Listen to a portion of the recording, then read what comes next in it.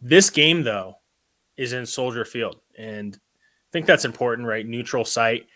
Um, Total I'm showing is, let's see here, opened at 46 and a half, and I'm showing a spread of 6.5 for Wisconsin. It's stayed about the same. Is that what you're seeing, Rob?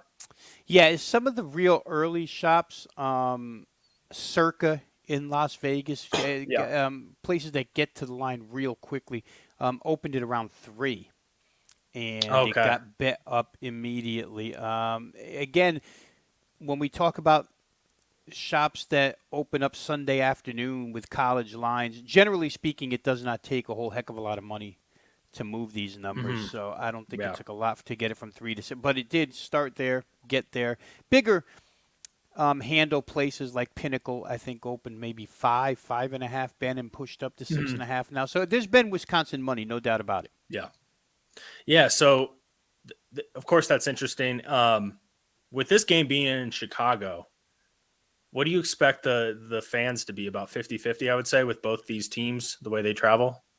Yeah, I don't know how the ticket allotment goes because I think it's a Wisconsin home game that's being played in Chicago. So I don't know if they how that works. If they decide to play the game in Chicago, do they give up some tickets to get the bigger stadium? Well, I don't Hmm. even know if that's bigger than Camp Randall, to tell you the truth. It's probably not. They Yeah. probably lose some tickets. But yes, Illinois, Chicago, that's a huge Notre Dame fan base, right? I mean, so we know Wisconsin travels tremendously, as good as any school in the country. Notre Dame's right there. Hmm. So yeah, Notre you Dame has see a fans lot of both. everywhere, and they come out. They definitely come out in droves. I would guess you're probably right, somewhere in that 50-50 range, unless, like I say, unless ticket allotment is Yeah. has to be some bigger proportion because of the home team. So that total though, 46 and a Mm. half. What are your thoughts initially when you see that? Well, I probably think it's about right.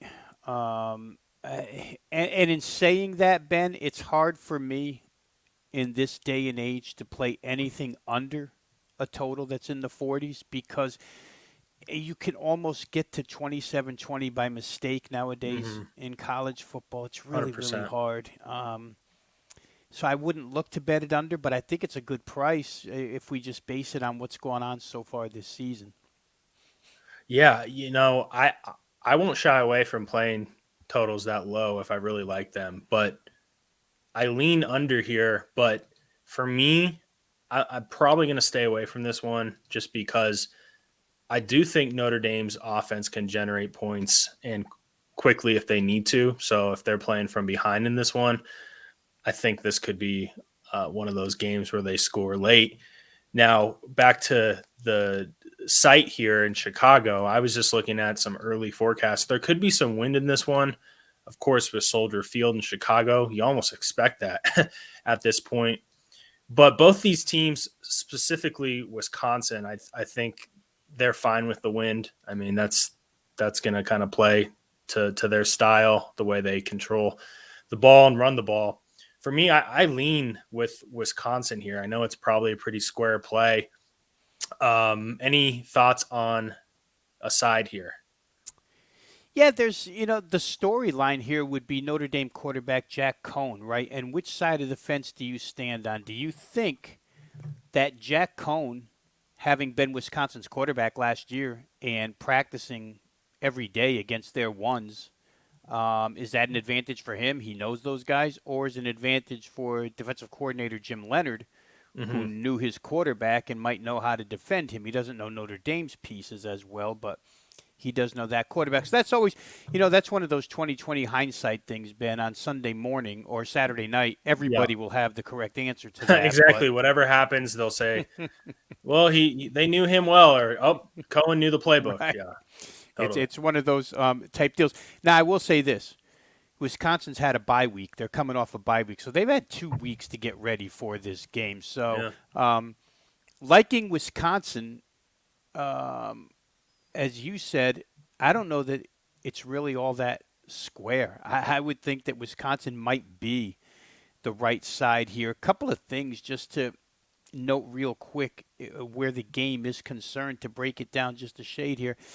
The concerns and probably the keys in this game going to be Notre Dame's offensive line, which has been abysmal so far this season, right? It just Hmm. has not been good against the Wisconsin defensive front seven, which has been tremendous so far this season. For Notre Dame, just to throw some numbers at the listeners here, it was trouble like pulling teeth to run the football again last week against Purdue. You're really not supposed to have a hard time running against Purdue.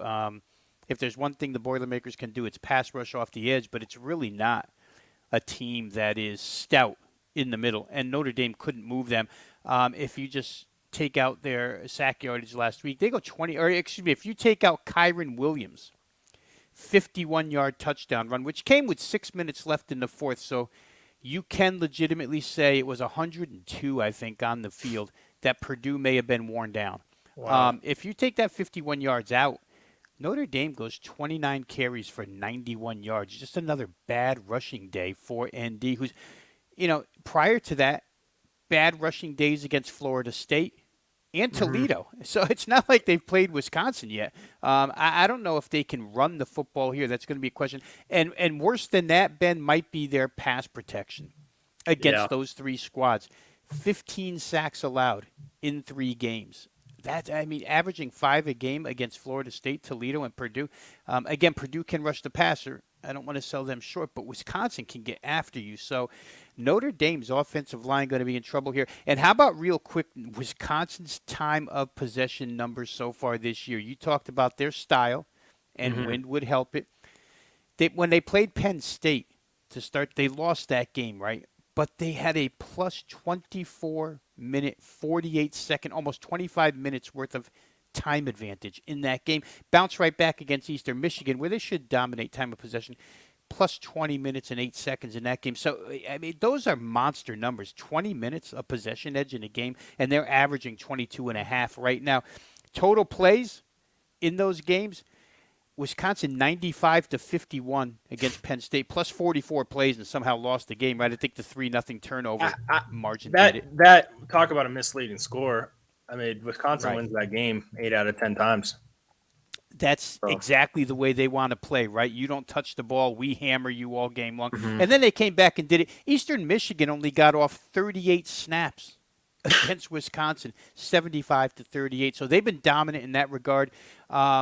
Notre Dame, yes, they had some open shots last week throwing the football, but that was Purdue, and I don't know that those open shots are available against this defense. I think it's a tough road for Notre Dame here. Brian Kelly mentioned last week after the game that the youth on his team, they're very young and they're still going through some growing pains. He thought they learned a little last week against Purdue, but this is a tough team to learn against, Ben. I mean, Yeah. Wisconsin's a tough football team, and I would expect their offense to progressively get better. I don't know that it's ever going to be a dominant offense, but they weren't good opening week against Penn State as far as yardage is concerned. Were real good last week against Eastern Michigan.